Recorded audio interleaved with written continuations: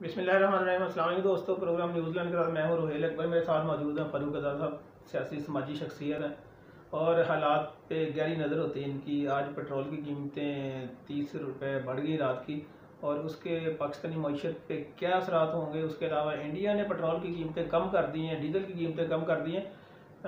हम जो हैं वो पेट्रोल की कीमतें बढ़ा रहे हैं और साथ हम अपनी मजबूरियां बता रहे हैं कि जी ये है।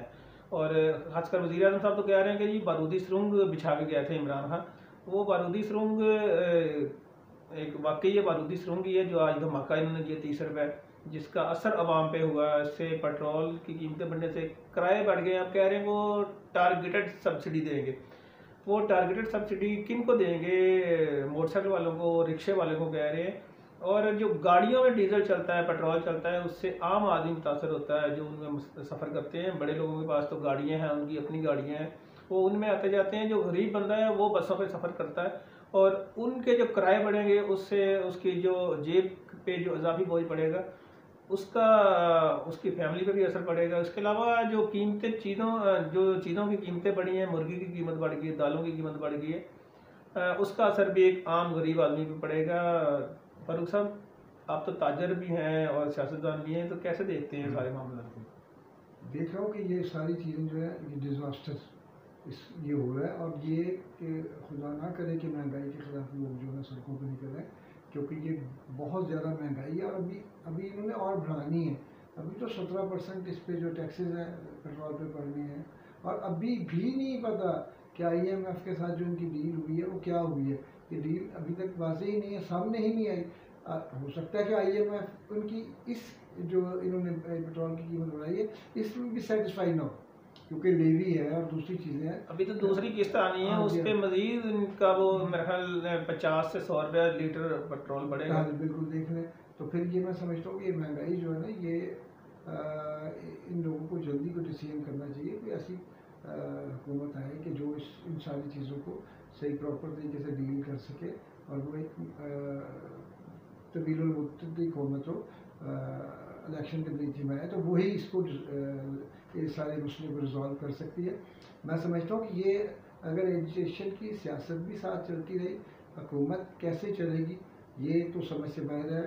अगर अगर ये वाकई जैसे इमरान खान साहब ने कहा कि कोई डील नहीं हुई, डील के करीब ये पहुँचे थे, लेकिन ये कि डील नहीं हुई दोबारा इसको।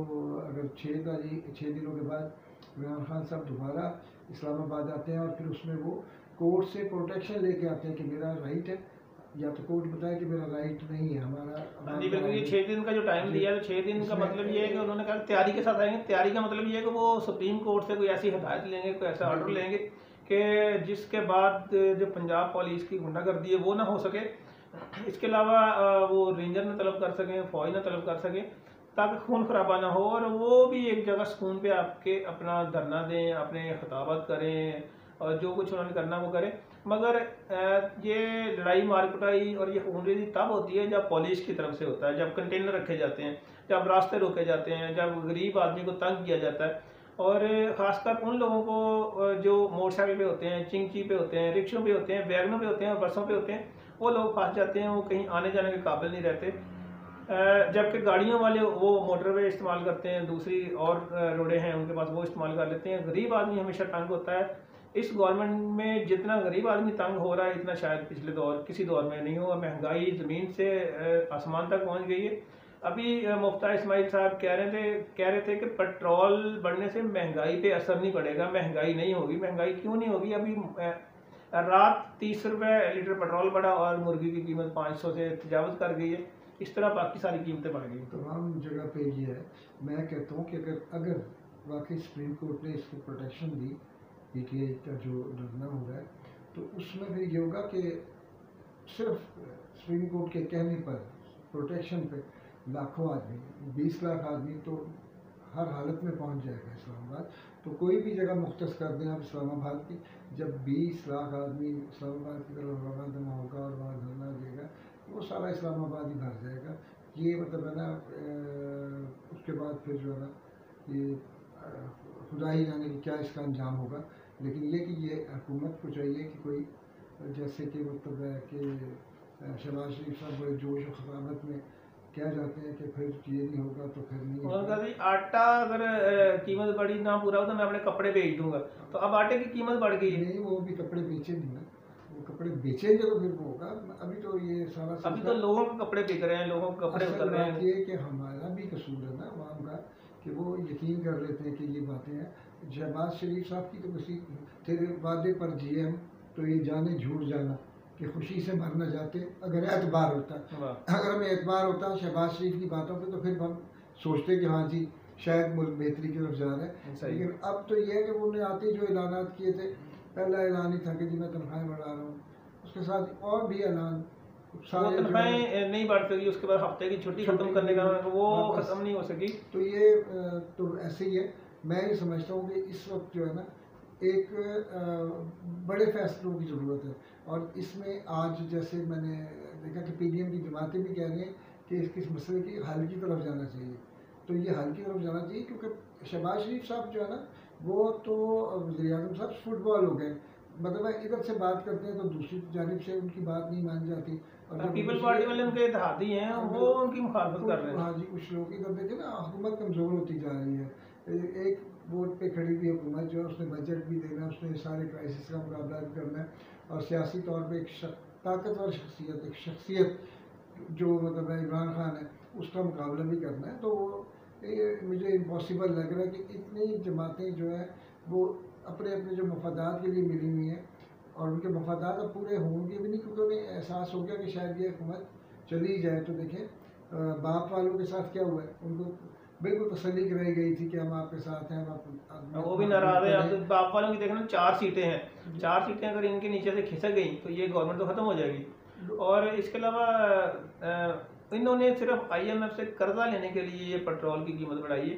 अगर ये इमरान खान की बात मान लेते कि रशिया से इनका मुआहदा हो जाता, हमें गंदम भी सस्ती मिलनी थी, हमें पेट्रोल भी सस्ता मिलना था। इंडिया ने आज पेट्रोल की कीमतें कम की हैं, डीजल की कीमतें कम की हैं, तो हो सकता है अगर हम भी रशिया से खरीदते तो हमारे पास भी पेट्रोल और डीजल की कीमत कम हो जाती। पेट्रोल एक ऐसी चीज़ है जिस पे ये चीज़ें आती जाती हैं, ट्रांसपोर्ट के लिए इस्तेमाल होता है, और इस एक चीज़ के बढ़ने से बाकी सारी चीज़ों पे इसकी कीमत का असर पड़ता है।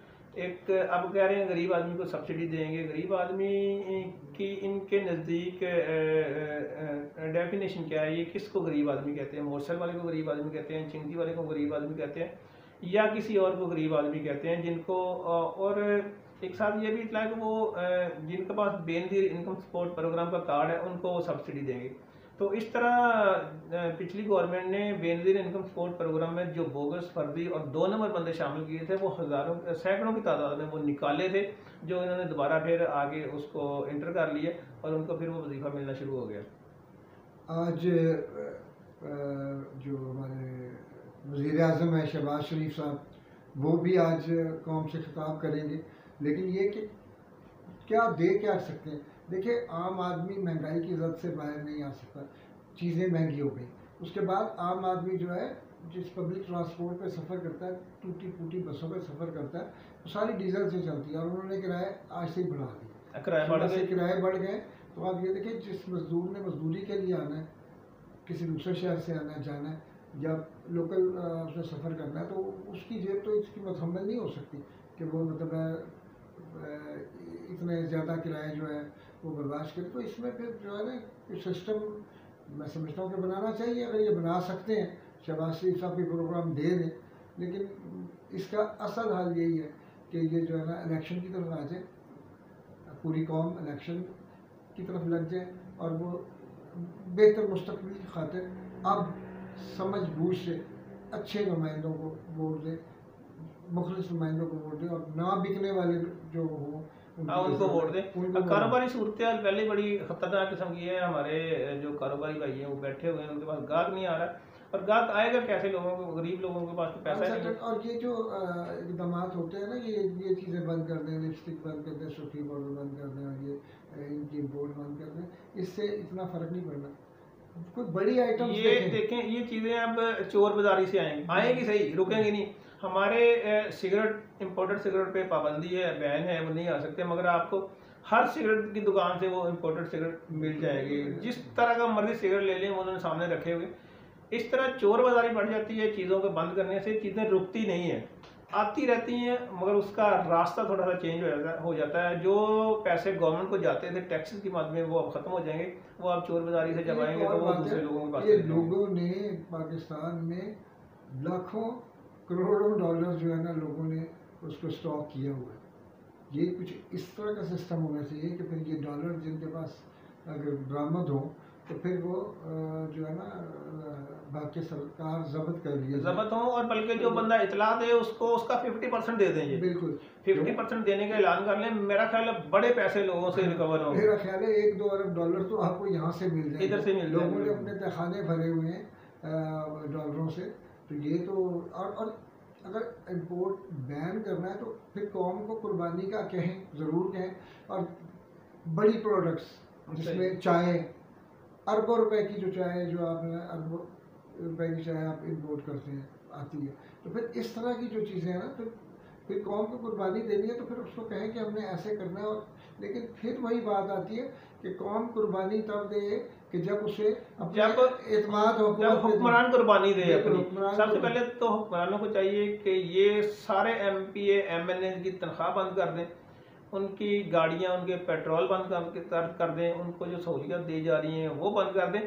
एक MPA अगर इलेक्शन में करोड़ों रुपए लगा के इलेक्शन जीतता है तो अब वो तनख्वाह ना भी ले, मुराद ना भी ले, अवाम की खातर, उन लोगों की खातर जो गरीब बंदा, रेडी वाला, तांगे वाला, रिक्शे वाला उसको वोट देता है, तो वो अपनी तनख्वाह उसके लिए छोड़ दे ताकि उसको किसी न किसी माध्यम में उसको फ़ायदा हो। वो तनख्वाह छोड़ सकते हैं लेकिन करप्शन नहीं छोड़ सकते। असल मसला तो सिर्फ करप्शन का आता है कि जो प्रोजेक्ट होता है 1 करोड़ रुपए का तो ये सियासतदान उसको फिर जब नीचे सतह तक लाते खाते जाते हैं पैसे और उसमें तमाम लोगों का हिस्सा होता है। तो ये कहते हैं फिर कि अगर किसी प्रोजेक्ट पे 25% लग जाए तो ये फिजिबल है, यानी कि 75% खाना है। तो जब तक पाकिस्तान में से करप्शन का खात्मा नहीं होता, पाकिस्तान कभी भी जो है ना वो फलाह की मंजिल नहीं पा सकता। गरीब आदमी ने गरीब ही होना है। ये जो सरकारी गाड़ियों में सारे शोबे सरकारी वजीरों की गाड़ियों में जितना ये सारा पेट्रोल जल रहा है, ये पेट्रोल नहीं जल रहा, ये अवाम का खून जल रहा है। और उन्हें ये एहसास करना चाहिए, इदराक करना चाहिए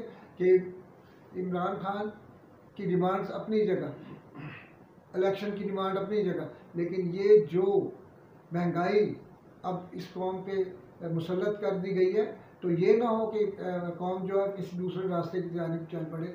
और एक दफ़ा यहाँ पे कहते बारिश का पहला कतरा पड़ना जो बस यहाँ पे उसकी ज़रूरत है या पहले पत्थर की ज़रूरत है।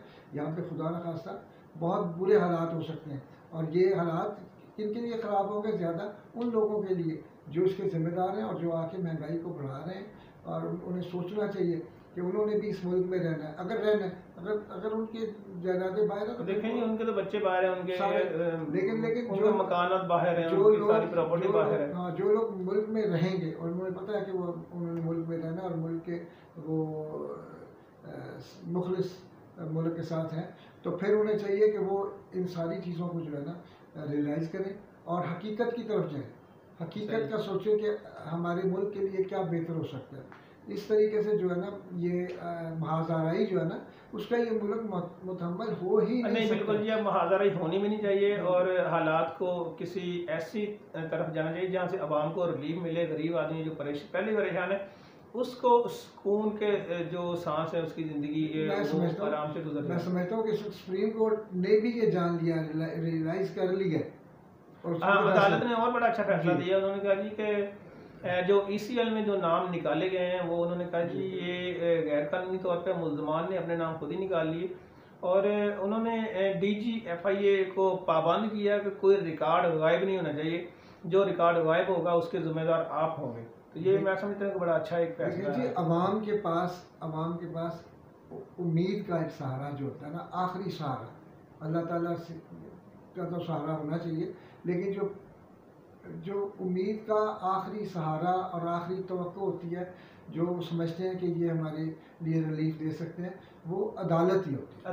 अदालत से मतलब एक आम आदमी से लेकर हर बंदा अपने लिए बेहतरी चाहता है, लेकिन ये कि ये मैं समझता हूँ कि अब अदालतें जो है ना वो उन्होंने भी रियलाइज़ किया पाकिस्तान है तो हम सब हैं, बिल्कुल तो उन्होंने रियलाइज़ कर लिया। और मैं समझता हूँ कि ये जो इकदाम उठाए जा रहे हैं अदालतों की जानिब से वो बेहतरीन है। और इसको लेकिन ये कि इस पर इम्प्लीमेंट कैसे होता है? इम्प्लीमेंट होता है अवामी ताकत के जरिए। अवामी ताकत ये हुकूमत ने करना होता है। हुकूमत ने जैसे अदालत ने कहा था कि रास्ते खोल दें, मगर हुकूमत ने नहीं खोले। और उन्होंने कहा शेलिंग नहीं करनी, तो ये शेलिंग करते रहे। उन्होंने कहा था कोई तशद्दुद नहीं होना चाहिए, ये तशद्दुद करते रहे। और इसके अलावा अदालत का तो काम है ऑर्डर देना, आगे उस पर अमल दरामद जो करना वो गवर्नमेंट ने करना होता है, हुकूमत ने करना होता है। तो उम्मीद है कि अब अदालत के जो फैसले हैं उस पर गवर्नमेंट अमल दरामद अपना करेगी। तो बाकी जो हालात हैं वो महंगाई कैसे कंट्रोल होगी या वज़ीर-ए-आज़म जो खिताब फरमाएंगे उसमें हम देख लेंगे कि वो कैसे खिताब फरमाएंगे। तो फारूक साहब बड़ी मेहरबानी आपने टाइम दिया। दोस्तों इसके साथ इजाज़त दीजिए, फिर मुलाकात होगी, तब तक अल्लाह हाफ़िज़, अस्सलाम वालेकुम।